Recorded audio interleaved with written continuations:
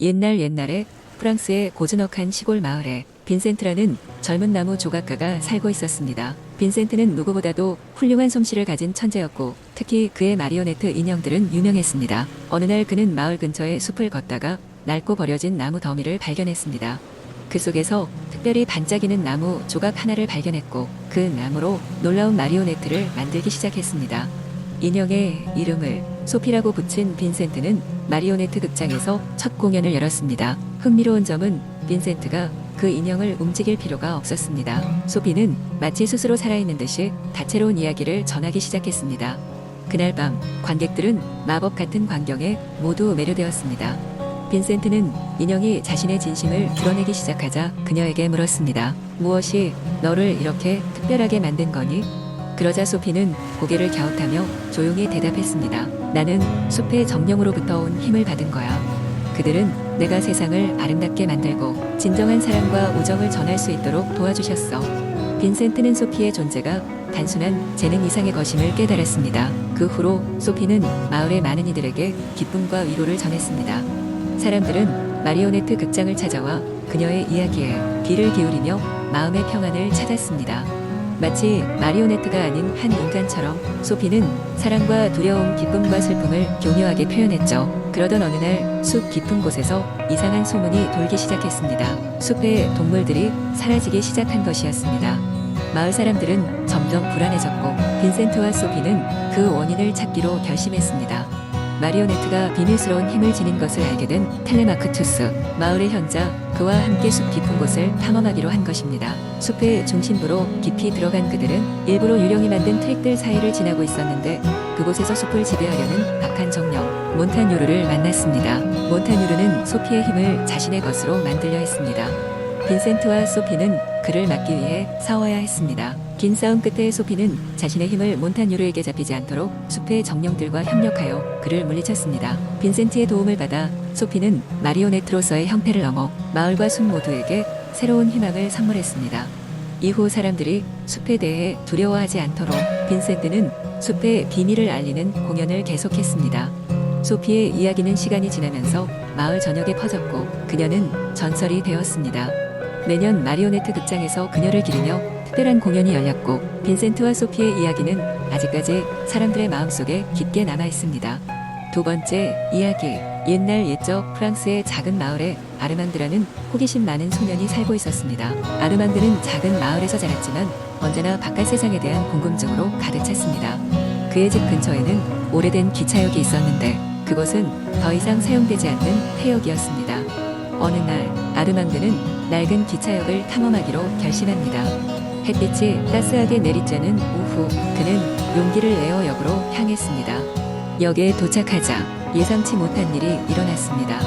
그의 눈앞에 낡은 기차 한 대가 멈춰 서 있었고 증기기관차에서 연기가 모락모락 피어오르고 있었습니다. 호기심이 왕성한 아르망드는 기차에 올라타기로 마음먹었습니다. 아직 작동할 수 있을지 궁금해하며 그는 첫 번째 객실로 들어갔습니다. 객실 내부는 마법의 분위기로 가득 차 있었고 창문 너머로는 그가 알지 못하던 신비로운 숲의 풍경이 펼쳐지고 있었습니다. 기차가 출발하자 아르망드는 의자에 앉아 창밖을 바라보았습니다. 신비로운 숲에는 알록달록한 나무들과 환상적인 생명체들이 살고 있었습니다. 숲을 지나갈 때마다 기차 안에는 아름다운 음악이 흐르며 다양한 색의 빛이 비추었습니다. 아르망드는 그곳에서 만난 숲속의 요정에게서 이야기를 듣게 됩니다. 이 기차는 원래 세상에 존재하지 않는 신비의 숲을 여행할 수 있게 해주는 마법의 기차였고 특별한 사람들만이 이 기차의 존재를 알 수 있었습니다. 요정은 아르망드에게 기차를 타면 특별한 능력을 얻게 될 것이며 숲에 살고 있는 생명체들과 친구가 될 수 있을 거라고 이야기했습니다.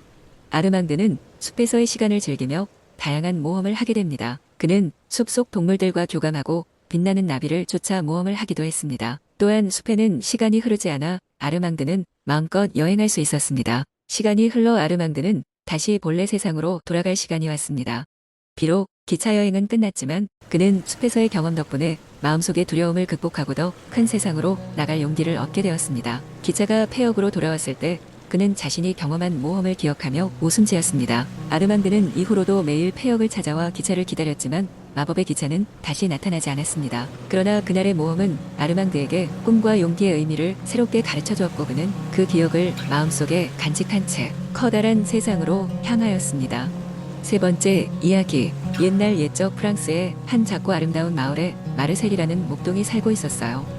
마르셀은 언덕 위에 위치한 그의 작은 집에서 하루하루 소를 돌보며 평화롭게 지냈어요. 그는 꿈이 많은 청년이었고 그의 마음속 깊은 곳에는 큰 사랑을 찾아 떠나고 싶은 욕망이 자리 잡고 있었어요. 어느 날 마르셀은 숲 근처에서 양치기를 하는 동안 언덕 너머에서 부는 바람 소리에 귀를 기울였어요.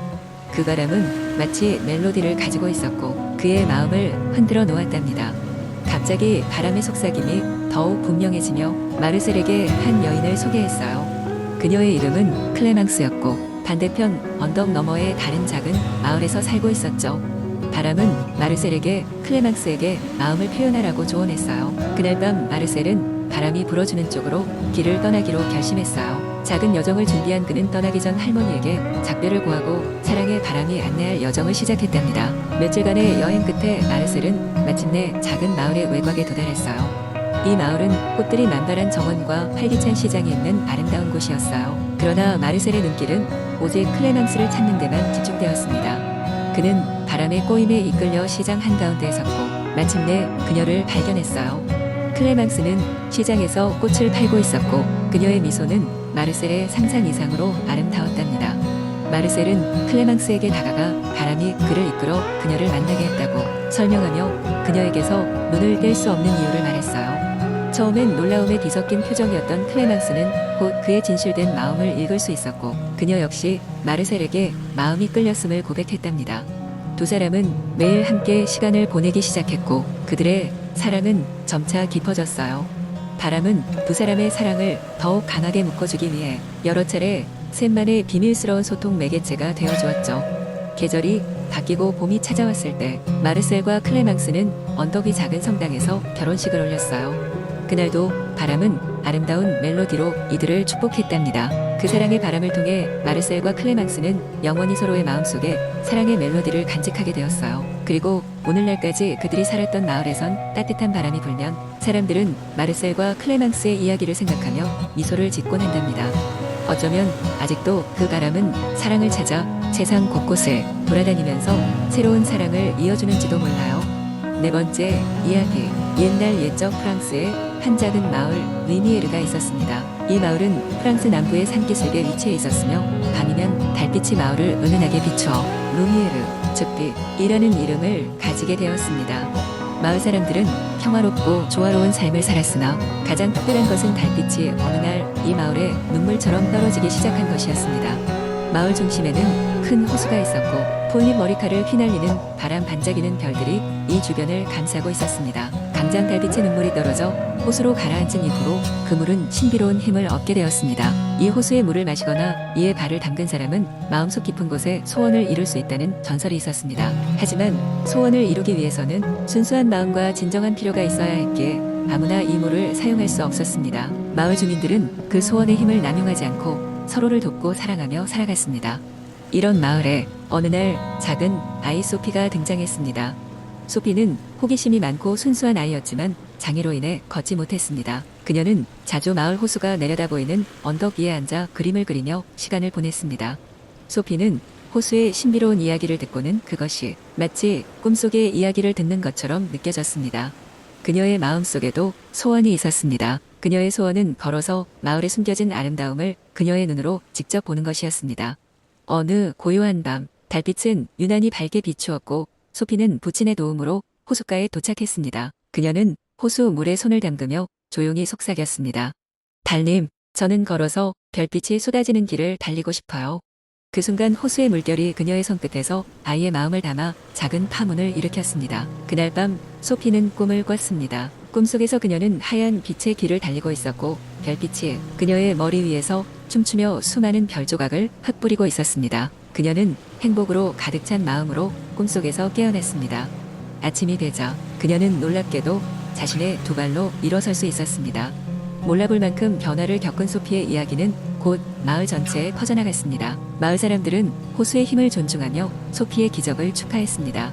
그리고 그 호수가 가지고 있는 진정한 의미를 알게 되었습니다. 그 그것은 단지 소원을 이루는 마법의 연못이 아니라 사람들의 실패와 좌절을 통해서 진정한 희망과 사랑을 찾아가는 장소였습니다. 오랜 세월이 흘렀지만 그 호수에 가서 간절한 소망을 담은 사람들은 항상 자신이 원하는 것보다도 더 소중한 것을 깨닫게 되었고, 마을은 오래도록 루이미에르그 자체로서 사람들의 마음속에 계속 빛나고 있었습니다.